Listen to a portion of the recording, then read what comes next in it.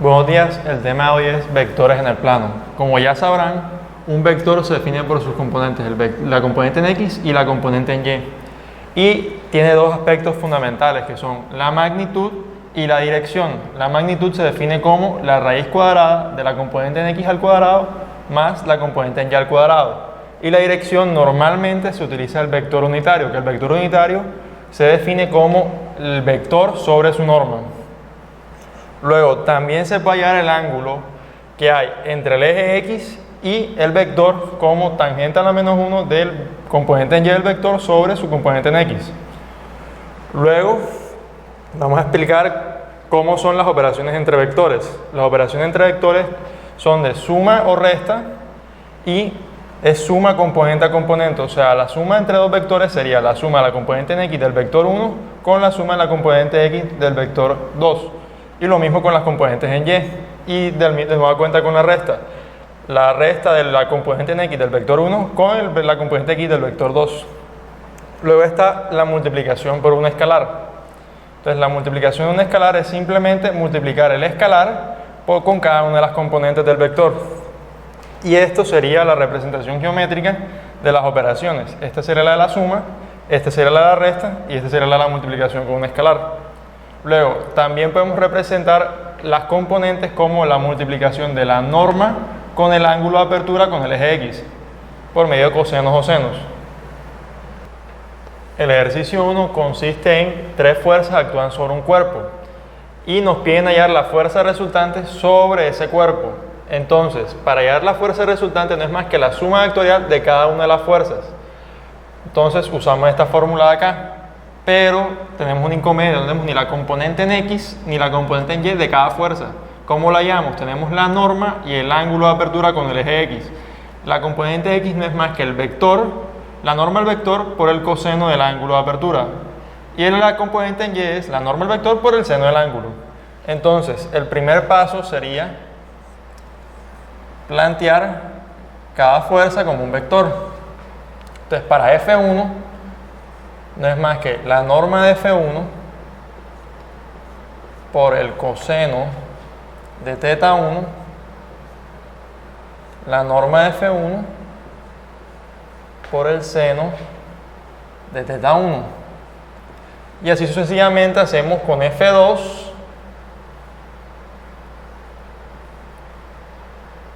y F3. Listo, habiendo hallado ya las componentes de cada una de las fuerzas, procedemos a sumarlas. Entonces, la fuerza resultante, o Fn, va a ser igual a la componente en X de la fuerza 1 más la componente en X de la fuerza 2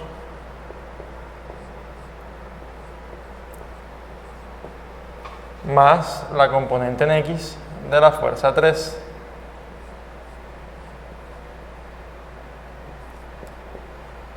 Y por supuesto, también la suma de sus componentes en Y. Entonces sería la norma de F1 por el seno de θ1 más la componente en Y de la fuerza 2 más la componente en Y de la fuerza 3.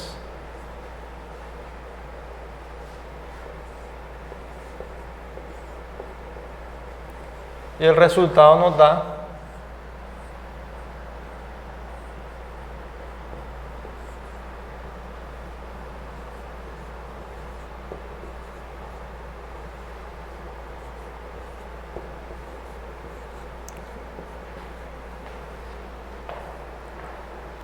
el resultado final nos queda entonces 73.2 libras en el eje X y 216.4 libras en el eje Y.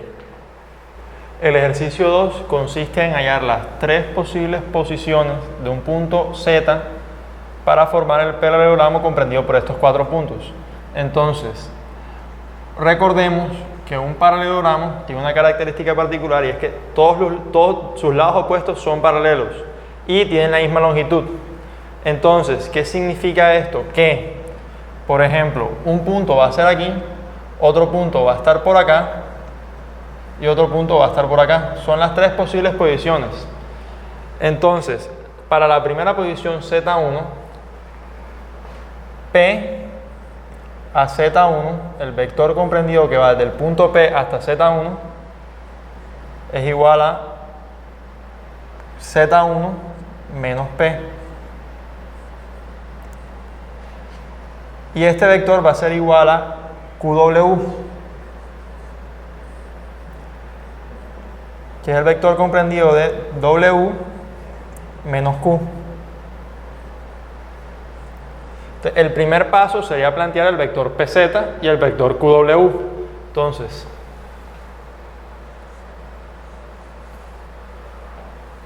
PZ1 va a ser igual a Z1 a X1, lo siento, menos 1, Y1 menos 2, y QW va a ser igual a 8 menos 3 y 4 menos 1. Entonces QW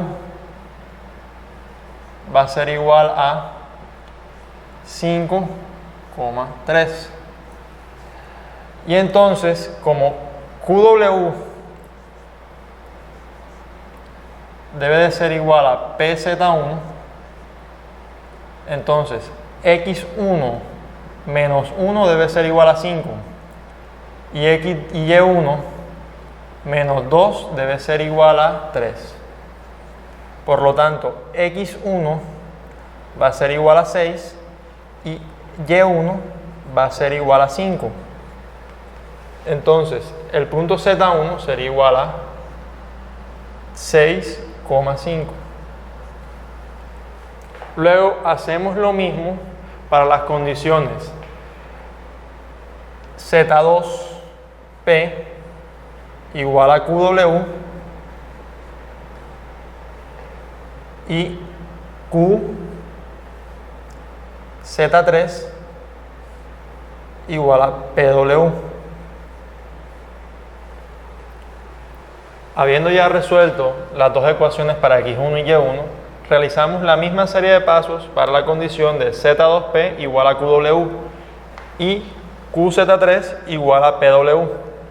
Entonces, para Z2P igual a QW, planteamos el vector que va desde Z2 hasta P como 1 menos X2, 2 menos Y2, y QW ya lo habíamos hallado inicialmente en este ejercicio. Entonces, volvemos a plantear dos ecuaciones para X2 y Y2 y las resolvemos. Este sería entonces nuestro paso 2. Y luego volvemos a realizar el mismo procedimiento para QZ3 igual a PW. Y nos queda que las coordenadas de Z3 serían X3 igual a 10 y Y3 igual a 3. Entonces, este sería nuestro tercer paso. Finalizamos el ejercicio con la figura, ya ahora con los puntos graficados, en la cual Z1 sería 6,5, Z3 sería 10,3 y Z2 sería menos 4,1. El ejercicio 3 consiste en hallar el vector unitario tangencial y el vector unitario normal a una curva en el punto dado. La curva es raíz cuadrada de 25 menos x al cuadrado. Para resolver este ejercicio es importante tener en cuenta que la pendiente de la recta tangente a una curva en un punto dado es igual a la derivada de la curva evaluada en dicho punto, y que la pendiente de una recta normal a otra es la misma que el inverso del negativo de la pendiente. Entonces, el primer paso sería derivar f de x para hallar m, la pendiente de la recta tangente. Entonces, f' de x va a ser igual a x sobre raíz cuadrada de 25 menos x al cuadrado. Luego, el segundo paso sería evaluarla en 3. Entonces, m de la recta tangente va a ser igual a f' de x evaluada en 3. ¿Por qué 3? Porque el punto es 3,4 y x sería entonces 3. Esto entonces nos da igual a menos 3,4. Luego, para hallar un vector unitario, tenemos que tener en cuenta que la pendiente de una recta también se define como el delta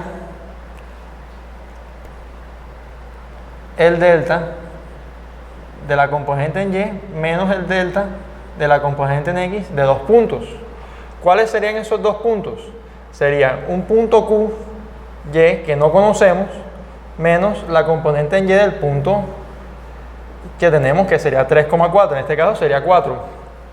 Luego, aquí habría qx menos px. Como podemos ver, esto también podría ser fácilmente un vector que va del punto P al punto Q. Entonces, la componente en y del vector sería igual a 4, a menos 3 que digo, y la componente en x sería 4. Luego, el vector tangencial sería igual a 4, menos 3. Pero necesitamos el vector unitario y recordemos que el vector unitario es igual a el vector sobre su norma. Entonces, el vector unitario tangencial sería u t igual a 4 sobre menos 3 sobre 5. ¿Por qué? Porque la norma de 4 sobre 3, recordemos, 4 al cuadrado 16, más 9, 25, raíz cuadrada de 25, 5. Entonces, luego tenemos que hallar la pendiente del vector normal. Entonces, m normal sería igual a menos 1 sobre mt. Y m normal entonces sería igual a 4,3. Siguiendo la misma lógica, para hallar el vector tangencial, el vector normal sería entonces 3,4. Y el vector unitario normal sería igual a 3,4 nuevamente dividido entre 5. Entonces, para resumir, gráficamente el ejercicio se vería el vector tangencial como una recta que va hasta acá y el vector normal una recta que va una recta que va hacia acá.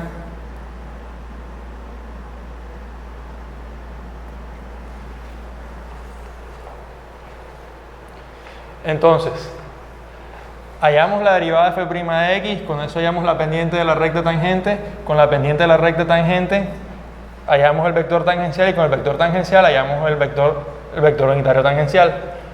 Con la pendiente de la recta tangente también hallamos la pendiente de la recta normal y con la pendiente de la recta normal hallamos el vector normal y el vector unitario normal. Y así finalizamos el ejercicio.